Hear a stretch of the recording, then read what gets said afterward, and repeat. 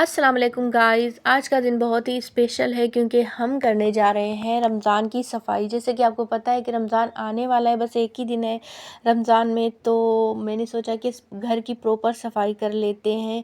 जैसा कि हदीस शरीफ में है कि सफ़ाई निस्फ़ ईमान है। तो चलिए शुरू करते हैं अपने घर को साफ़ सुथरा और पाक बनाना। तो जैसे मेरे हस्बैंड ऑफिस से आए तो मैंने उससे कहा कि आप भी हमारे साथ सफाई में शामिल हो जाएं, क्योंकि घर जो है वो बहुत ज़्यादा गंदा हो चुका है। जैसे कि आपको नज़र आ रहा है कि बेड के नीचे कितना ज़्यादा गर्द और कचरे जमा हुए हुए हैं। अगर आप हमारे साथ हेल्प कराएंगे तो काम जो है वो जल्दी निमट जाएगा, क्योंकि घर की प्रॉपर सफाई करनी है। ये नहीं है कि ऊपर ऊपर से झाड़ू दिया और डस्टिंग वगैरह कर दी। तो जी सफाई में अंश भी मेरे साथ शामिल हो गया। अंश जो है वो काफ़ी ज़्यादा हेल्प करा रहा है। तो मेरी कोशिश ये होती है कि मैं अंश को भी घर के छोटे मोटे कामों में शामिल करूं, और मैं उसे करती भी हूं। घर के छोटे मोटे कामों में शामिल से ये होता है कि बच्चे में खुद एतमादी आ जाती है, एक डिसिप्लिन पैदा हो जाता है, और बच्चे जो है अपनी चीज़ें खुद से हल करने, अपने काम खुद से करने में जो है वो मजबूत हो जाते हैं, और आगे चल के उन्हें कोई मुश्किलात नहीं होती। मेरी जो बहनें हैं वो भी मेरी हेल्प करा रही हैं, और मेरे हस्बैंड जो कि उन्होंने भी मेरे साथ मदद की। तो मेरे काम खुद ब खुद होते जा रहे हैं। बस ये है कि इंसान को एक इरादा करना चाहिए, बस हमारे काम खुद ब खुद हो जाते हैं, लेकिन अल्लाह के हुक्म से।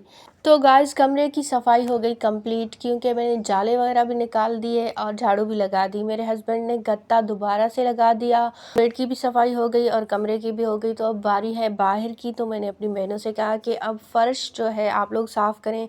इसमें अंश ने भी बहुत ज़्यादा हेल्प करा दी हमारी।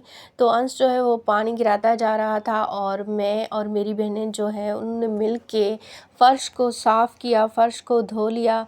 तो अब बारी है किचन की, लेकिन हमें लग रही है बहुत ज़्यादा भूख। एक तो ये है कि भूख लग रही है काम की वजह से, और दूसरी वजह ये है कि पल्ली को देख के भूख और ज़्यादा बढ़ गई। पल्ली जो कि मेरी फेवरेट सब्ज़ी है, चने की साग का जो सालन बनाते हैं उसे हम अपनी ज़बान में कहते हैं पल्ली। और पल्ली मेरी नानी ने भेजी है, मेरे मामू के बेटे गांव से आए थे उनके हाथों। तो मैंने सोचा कि सबसे पहले पल्ली बना लेते हैं, खाना खाते हैं दोपहर का, तो उसके बाद दोबारा से सफाई शुरू कर देते हैं किचन की। तो ये देखें आप, बहुत ही ज़बरदस्त गर्मा गर्म पल्ली, लेकिन चावल की रोटी के साथ इसका मज़ा दुबाला हो जाता है। इस वक्त जो है मेरे पास चावल का आटा नहीं था, तो बस मैंने गंदम की रोटी के साथ ही पल्ली खाई। तो मुझे तो बहुत ही ज़्यादा मज़ा आया। तो खाना खाने के बाद हमने ज़ोहर का नमाज़ अदा किया, और ज़ोहर की नमाज़ के बाद दोबारा से मैंने सफाई शुरू कर दी। तो सफाई की बारी है अब किचन की, क्योंकि हमारा बहुत ज़्यादा वक्त गुजर जाता है किचन में। सहरी इफ्तारी बनाना पड़ता है, तो अब ज़रूरी है कि किचन को साफ़ कर दें। तो मेरी जो बहन है वो कपड़े धो रही है। कपड़े इतने ज़्यादा हो गए हैं, क्योंकि कपड़े जो है कवर वगैरह, सोफ़े और बेडशीट वगैरह, इसके अलावा पर्दे भी थे, पर्दे भी मैंने निकाल दिए। तो वो सारे मिलके बहुत ज़्यादा जमा हो गए। तो मेरी बहन जो है वो कपड़े धो रही थी, अचानक से सर्फ़ ख़त्म हो गया।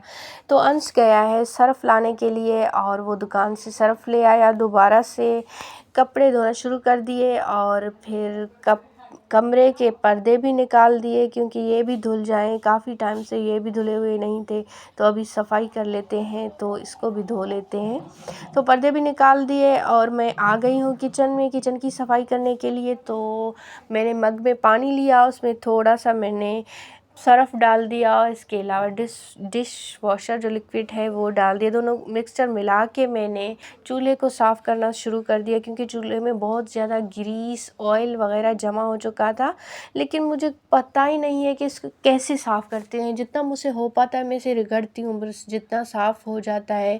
अगर आपके पास कोई हल है चूल्हे का, जो स्टील है, इसमें जो ग्रीस वगैरह जमा हो जाते हैं उसे कैसे साफ़ करते हैं, कोई लिक्विड कोई चीज़ है आपके, तो आप मुझे कमेंट में बताइएगा, ताकि मैं नेक्स्ट टाइम वो चीज़ मंगवाऊँ और अपने चूल्हे को क्लीन बना दूँ। और गाइस किचन की सफाई तो ऑलमोस्ट कंप्लीट हो ही गई। अभी इसे थोड़ा सा पोंछ देते हैं, और उसके बाद तो इलेक्ट्रिक चीज़ें हैं उनकी सफाई भी तो ज़रूरी होती है। जैसे डिस्पेंसर, फ्रिज और पंखे वगैरह हैं, तो उन्हें कैसे छोड़ सकते हैं, उनकी भी तो सफाई होनी चाहिए।